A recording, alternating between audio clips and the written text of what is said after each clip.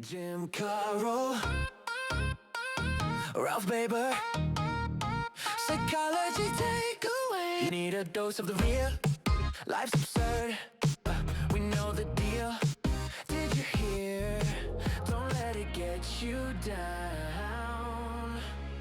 Turn that frown upside down, upside down, down, down, upside. Well, hi there. This is Jim, And Ralph. and we're welcoming you to Psychology Takeaway. And today we're going to be looking at a really interesting question. We just had a debate here with our technical producer, Alex, about psychological debt, right? Right. Why is it so hard to ask people for help? And, there's a number of reasons for that, but I can tell you a story that goes back to my childhood. Not the story of you moving people around with No, your no. truck. Okay. But this is a story about me being, 3, 4 years, 5 years of age, something like that. You were that young? I was. Okay. That was second ice age ago. Mhm. And, we had my father who had lots of skills. Okay. And he would be doing something, and at 4 years of age, I would want to sit and watch him and ask him what he was doing. Okay. And he would say, he never said this to me directly, but he would basically, the message was, "Go away, kid, you draw flies." And so, he would shoo me away from where he was working. Interesting. Okay, I'm writing a book now, Ralph, on good enough parenting, but Dick would not make it into that book with that kind of attitude. No, he wouldn't. I mean, if he had said to me, "Okay, sit down on the porch or wherever and hold my screwdriver," Mm-hmm. and I'll tell you what I'm doing. And when I say, "Give me the screwdriver," you pass it to me, and I'll give you the hammer and, blah, blah. But no, it was just, "Get away, kid. I don't." And I understand more of it now. He didn't like to be watched. Oh, okay. Well, my dad was just the opposite. I said, "Can I help?" He'd say, "Here's the hammer," Yeah. and he'd go for a beer, probably. But the thing is, he would encourage you to gather the skills by watching and learning. Mm. And so there's a difference in, I don't like to be watched because I'm trying to figure this out as I go along. And no, I know what I'm doing, so here's the hammer, kid. Yeah. Okay. But, this kind of gets us away from the topic, but a lot of people don't want to ask for help. Yeah, and some of that I think comes from, and then this is where I was going to connect the two, because what I learned was not, I can learn from watching my dad. What I learned is I'm going to have to figure this out myself, Uh-huh. Okay. which meant often, all too often, that I didn't ask for help by somebody who knew what they were doing. Okay, so this carried over into later life, right? Yeah. All And right. so I would say, okay, I've got to sit down and read the instructions for how to assemble this. And if I can't understand them, I have to figure it out myself. Oh, okay. Well, that's, I suppose, a good skill. Have you put anything together lately with the instructions that come in the box? Only one time. And you know what? There's a whole new thing that needs to be developed into a course for colleges and universities, and that is how to write instructions Yeah. that are clear and not clear only if known. Indeed.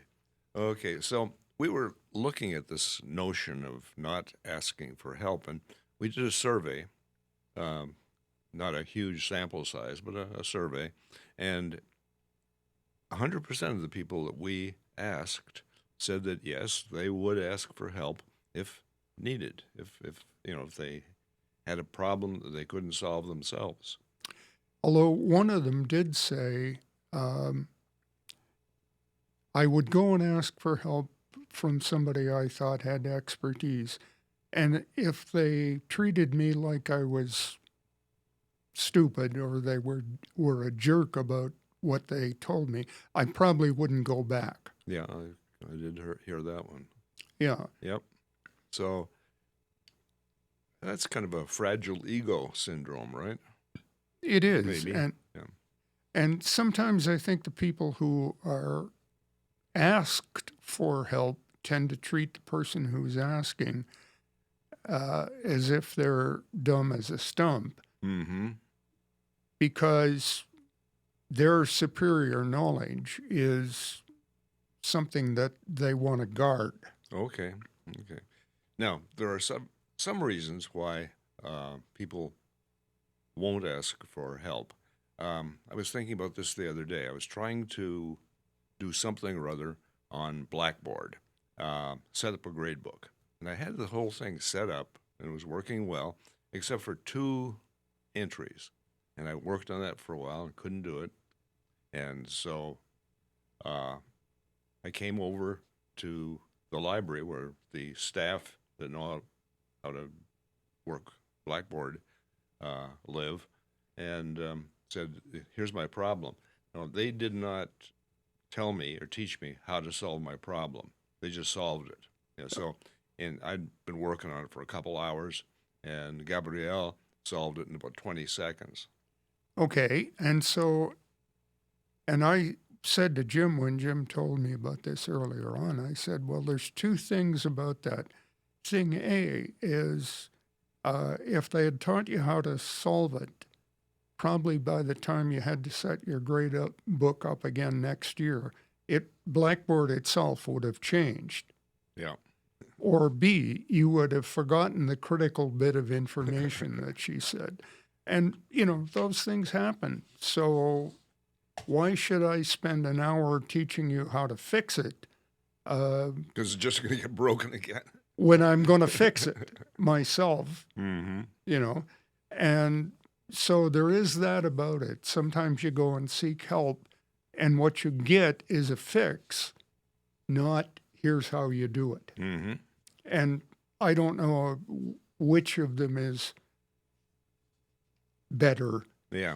Well, the 20-second fix certainly was a good fix for me. I could just, go, it's done, and so I can now use the tool. Yeah. It wasn't a matter of having to, relearn something or, I don't know. But why didn't I just come over here right at first?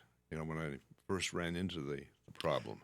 Well, I think, Jim, one of the things is that we all have, some of us to a greater extent, we all have a feeling that I want to be independent. Mm-hmm.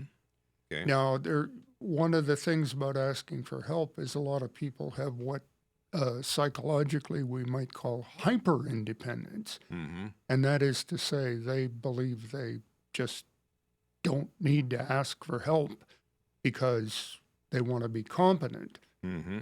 And so they fumble their way through whatever until they find a workaround or they find something that kind of works. Kind of works, yeah. And they say, that's good enough, Mm-hmm. Yeah. Oh. Better if you went and got somebody to say, okay, yeah, that'll work, but it's eventually going to break. Here's how to really fix it. Mm-hmm. And I don't know the hyper independent people, I don't know if they can be helped to understand that asking for help is not demeaning. Yeah, okay. Yeah, it's not, you're not throwing yourself into under someone else's control, really, are you? No. Okay. So that's one of the, as I looked at some of the reasons behind this fear of asking for help, that was one of the things that popped up. this idea that you're going to be in debt to somebody. Yeah, and so, and this is a story I was telling earlier on about having the only truck in a social group of people back a long time ago.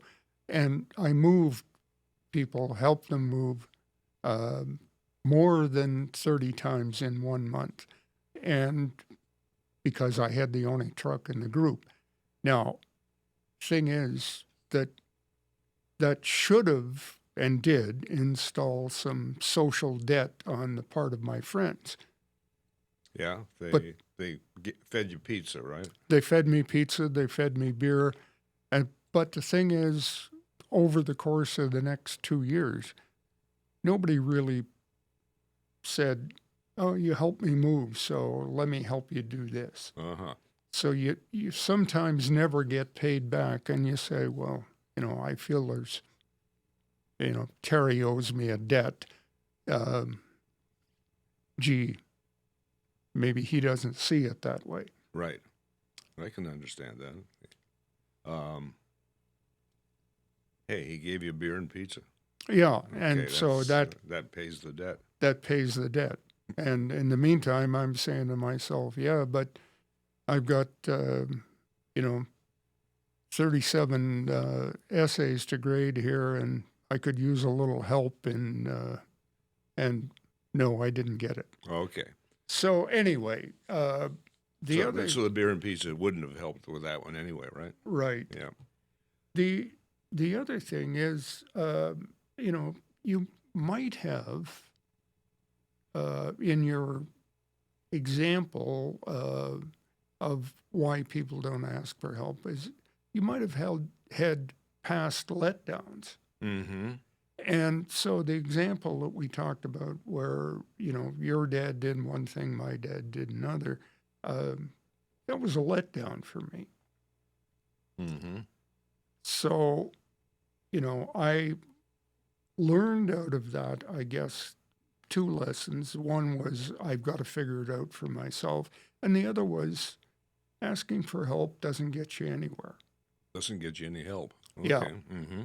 So both of those were Yeah, no bad lessons. Yeah, no payoff from asking for help. I Yeah. get you. Mm-hmm. So what did I end up doing? I learned over the course of time that asking for help was okay. Okay.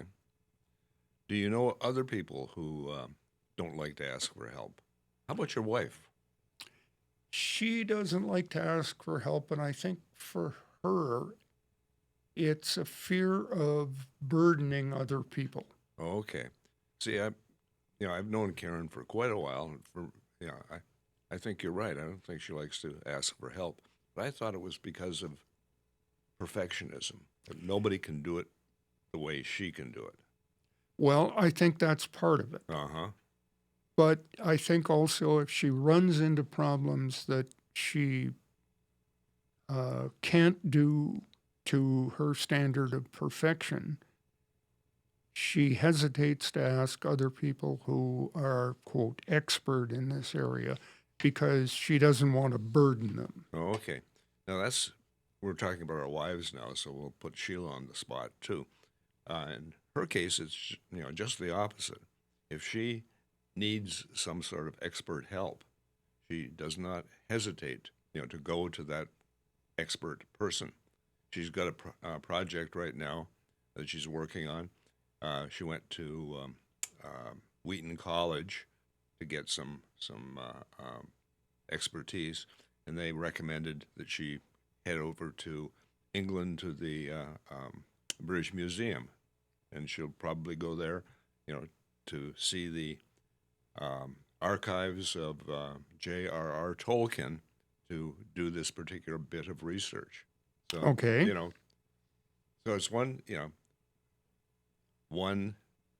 there's no sense of burdening anybody. The sense there is, hey, let's go to the person who really knows how to do this thing. Okay. And I think that's important. But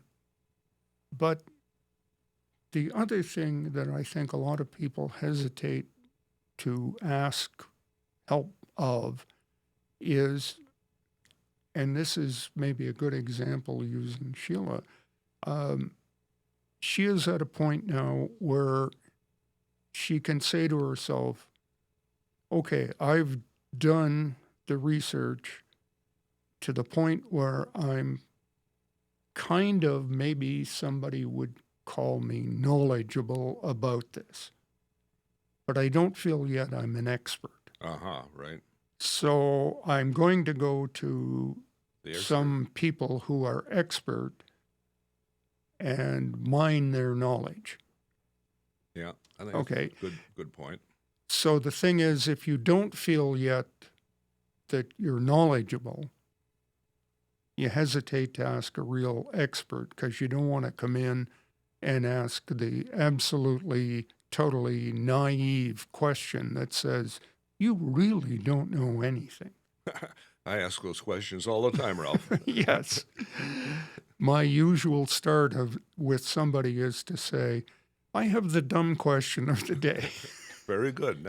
That's kind of great protection for the ego, isn't it? It is, yeah. Yeah. Well, so we've looked a little bit at asking for help, and the people that we talked to said they'd ask for help, but apparently it is something that a lot of people just don't do. They just don't want to do it, and I think maybe if that's you out there listening to this, maybe you should try an experiment this week.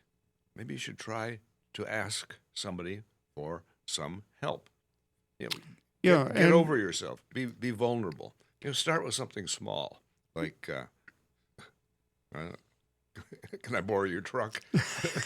Probably not that one. no, it wasn't even, can I borrow your truck? It's, can you come with your truck and help me lift? Okay. Oh, by the way, can I pay for your gas? Did they offer that too? Well, yeah, but gas was 80 cents a gallon at that time instead of $4.99. Okay. Hey, we're talking about price of gas, and I was talking to my cousin Duffy out in California, and on a good day, $5 a gallon is wonderful. That's cheap out there. But this has nothing to do with our topic, okay? Okay. Okay, so Ralph, do you have any idea about economics? Economics are buy low, sell high. Okay. In our case, we buy high, sell low, right? Yeah, I think we've done that a few times. I was looking at the World Cup soccer match. Apparently, it's going to be held in Los Angeles or out in California, someplace. And when the last two teams are on the field, we can go and get ourselves a seat at the soccer match. Right in the middle, right on the I don't know, the middle line, right at the Yep. field level. And how much will it cost us, do you think? Well, that's going to be something very expensive. I'm going to say $50,000. $50,000 for a 90-minute soccer game? Yeah, people will pay that. Ooh, okay. Well, let's. You're a little low. Okay, 75,000, A little low. 100,000, You're still low. $250,000. Still low. Damned if I know. Me too. I mean, I wouldn't pay any more than $1.50, I don't think. Yeah. Yeah. 2.5 million. No. Apparently, that's the going price of a premium seat at this. Can you imagine paying something like that? No, I can't. I mean, even if I had the money that, that would be the equivalent of pocket change, I couldn't imagine. Yeah. And the thing is, from the point of view of the organizers, FIFA, who are basically, I guess, responsible for the prices, there are two sides to the field. So, Okay. on one side, for the prime seat, you're going to get $2.5 million. Yeah. On the other side, you're going to get $2.5 million. Okay. Yeah. So that's $5 million for 2 seats. And presumably, as you go down to the ends of the field, further and further away from the premium seats, the prices go down. I would assume, yeah. But if they start at $2.5 million, what do they go down to? 100,000 in the end zone? I don't know. That's a good question. And maybe one of our viewers or listeners can elucidate, can tell us about that. But the thing is, you know, you say to yourself... Those are lofty numbers for us. Yeah, you say to yourself, okay, I want to ask, how do I avoid paying this amount of money? Okay. Watch it on television. Exactly.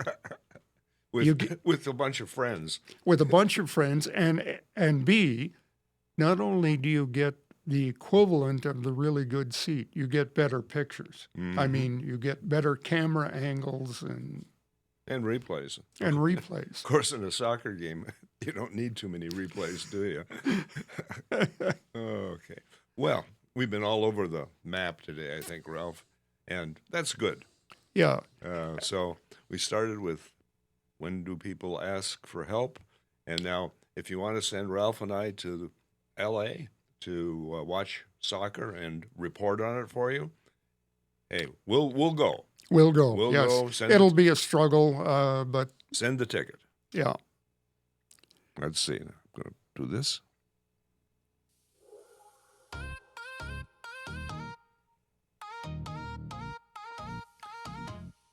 Well, that's it for today, Ralph. It is, and I just want to remind our viewers and listeners to keep your stick on the ice. Because we're all in this together.